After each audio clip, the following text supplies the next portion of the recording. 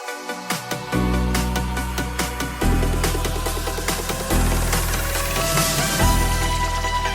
ុំគិតថាពួកយើងអាចនៅជាមួយគ្នា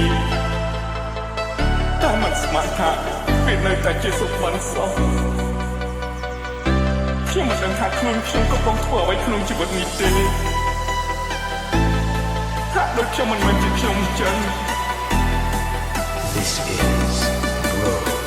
Sagittarius Phoenix មានជីវិតអូស្មូក្នុងក្តៅ